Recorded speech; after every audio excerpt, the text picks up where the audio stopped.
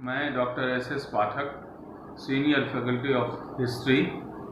मैं यूपीएससी के लिए हिस्ट्री पढ़ाता हूँ। यूपीएससी में दोस्तों सबसे प्रमुख है कि 3 स्तर पर एग्जामिनेशन होती है, प्रीलिम, मेंस और इंटरव्यू। तो सबसे आवश्यक है इसकी सफलता के लिए कि आप पढ़ते क्या हैं, पढ़ते कैसे हैं, ये 2 चीज़ें हैं। तीसरी बात महत्वपूर्ण ये है कि मेंस परीक्षा के लिए आपकी जो राइटिंग स्किल है वो कैसी है। अगर राइटिंग स्किल डेवलप नहीं हुई है तो कोई मतलब का नहीं। मेंस परीक्षा में मार्क्स लाना एकदम आवश्यक होता है। इसके लिए आपको क्या पढ़ना चाहिए, कैसे पढ़ना चाहिए, कितना पढ़ना चाहिए, ये आवश्यक है और ये चीज़ें मैं आपको बताऊं। प्रीलिम के लिए हिस्ट्री में फिक्स्ड है, निर्धारित है, और निर्धारित है कि 100 प्रश्न में से 20 प्रश्न, अधिकतम 20 प्रश्न प्रीलिम में आए हिस्ट्री से, और 20 प्रश्न में 15 प्रश्न आधुनिक भारत से, केवल 5 प्रश्न प्राचीन भारत और मध्यकालीन भारत से आता है। लेकिन यह आवश्यक भी नहीं है। यूपीएससी किस करवट बैठेगी, यूपीएससी किस साल किस ट्रेंड को फॉलो करेगी, ये कहना मुश्किल है। ये कोई निर्धारित नहीं कर सकता, कोई प्रेडिक्ट नहीं कर सकता है कि यूपीएससी का अगले साल क्या होगा। इसीलिए हो सकता है यूपीएससी मेडिएवल से 10 प्रश्न कर दे और 10 प्रश्न एंशिएंट मेडिएवल से कर दे। हो सकता है यूपीएससी 8 प्रश्न मॉडर्न से कर दे और 12 प्रश्न एंशिएंट मेडिएवल से ले ले। दूसरी बात प्रीलिम के एग्जामिनेशन के लिए यह है कि पहले के ट्रेंड और आज के ट्रेंड में बहुत फर्क आ गया है। पहले जो क्वेश्चंस पूछे जाते थे प्रीलिम में वो तथ्य पर आधारित होते थे, टोटल कंप्लीटली तथ्य पर आधारित प्रश्न पूछे जाते थे। अब जो क्वेश्चन पूछे जा रहे हैं व्याख्यात्मक होते हैं या विश्लेषणात्मक होते हैं। तथ्यात्मक तो होते ही, मैं ये नहीं कह सकता कि तथ्य नहीं होता है, तथ्यात्मक भी होता है, लेकिन अधिकतर प्रश्न या तो व्याख्यात्मक है या विश्लेषणात्मक है। इसीलिए तथ्यों को बहुत अधिक कंसंट्रेट करने की आवश्यकता नहीं होती, लेकिन तथ्य आपको जानना होगा ही। आप कैसे पढ़ें, क्या पढ़ें, ये मैं आपको बताऊं। दूसरी बात, मुख्य परीक्षा के लिए, मुख्य परीक्षा में एक जो हिस्सा है आपके सिलेबस का, वो पहला हिस्सा है भारतीय संस्कृति, कला और संस्कृति। दूसरा हिस्सा है आधुनिक भारत, राष्ट्रवाद, राष्ट्रीय आंदोलन, आधुनिक भारत में भी राष्ट्रीय आंदोलन। इसमें आपको पोस्ट इंडिपेंडेंस, स्वतंत्रता के पश्चात भारत भी सिलेबस में जुड़ा हुआ है। तीसरा हिस्सा जो है वो जो महत्वपूर्ण है वह है वर्ल्ड हिस्ट्री का, विश्व इतिहास का। और यूपीएससी का जो मेंस एग्जामिनेशन है, फर्स्ट पेपर में आर्ट एंड कल्चर से लेकर आर्ट एंड कल्चर, राष्ट्रीय आंदोलन और विश्व इतिहास मिलाकर के 8 प्रश्न का हिस्सा होता है। अब 8 प्रश्न में आपको 100 नंबर का होगा। यही आपका इतिहास है, ये आपका सिलेबस है।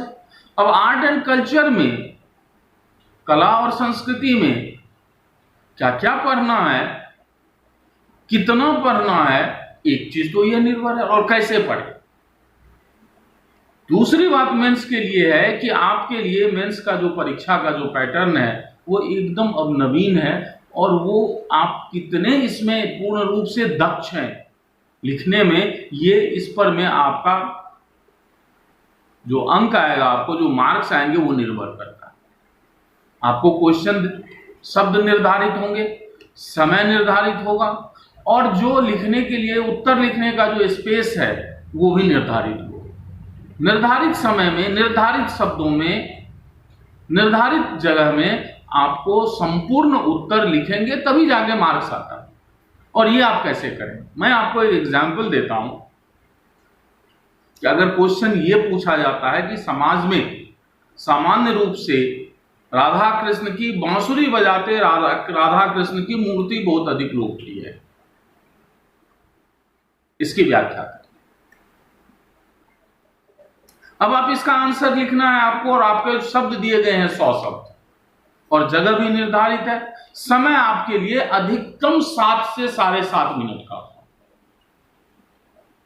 आपके पास में किसी किताब में इस प्रश्न का कोई उत्तर नहीं है। काली पूजन का राष्ट्रीय आंदोलन में क्या महत्व है? काली पूजन राष्ट्रवाद से किस तरह जुड़ा हुआ है? तो अब काली की प्रतिमा है, वो राष्ट्रवाद से कैसे संबंधित है, इस पर आपको 100 शब्दों में लिखना। इसलिए मैंने कहा कि प्रश्न भी व्याख्यात्मक, विश्लेषणात्मक, और विश्लेषण का आपको विश्लेषण करना। ऐसे नहीं है कि आप किताब पढ़ लेंगे और ऐसे आंसर लिख लेंगे।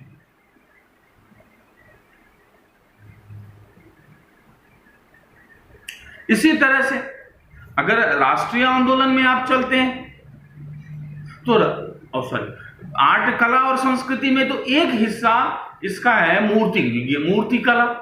और मूर्ति कला अगर हम पढ़ते हैं तो इंडस का भी मूर्ति कला है।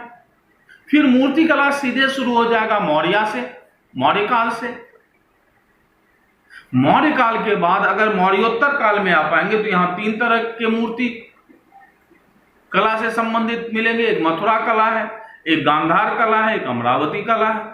ये बौद्ध कला के तहत आता है, लेकिन ये बौद्ध कला ही नहीं है। यहां पर जो प्रश्न पूछेगा आपसे, ये भी पूछ सकता है कि मथुरा कला या गांधार कला कितना बौद्ध और कितना गैर बौद्ध, कितना धार्मिक और कितना गैर धार्मिक था।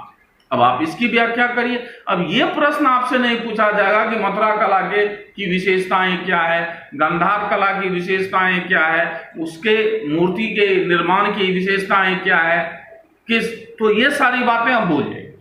विशेषता पढ़ने के बाद आपसे यह पूछा जाएगा कि मथुरा कला और गांधार कला या मौर्योत्तर काल में विकसित मूर्ति कला शैली कितनी धार्मिक थी और कितनी गैर धार्मिक। भारतीय समाज को किस तरह से यह मूर्ति कला प्रत्यक्षतः और अप्रत्यक्षतः प्रभावित कर रही थी। ये ऐसे प्रश्न आपसे पूछे जाए। तीसरी बात है कि अगर इंडस आर्ट में आप पढ़ेंगे तो आपको वास्तुकला के तहत इंडस का जो टाउन प्लानिंग है, नगर योजना है, ये भी पढ़ना होगा। वहां के भवन निर्माण तकनीक भी पढ़ना होगा। और आपसे वहां पर यह प्रश्न पूछा जा सकता है कि जो इस सैंधव की जो नगर योजना है वो आधुनिक नगर योजना के लिए किस प्रकार प्रेरणा का स्रोत साबित हो सकता है। आपको ऐसे प्रश्नों के उत्तर तैयार करने होंगे 7 मिनट में और निर्धारित जगह में। अगर आप ऐसा करते हैं तो आपको निश्चित रूप से इतिहास में 80% अंक मिल सकते हैं। ऐसा कुछ नहीं है कि इतिहास में 80% मार्क्स नहीं आएंगे।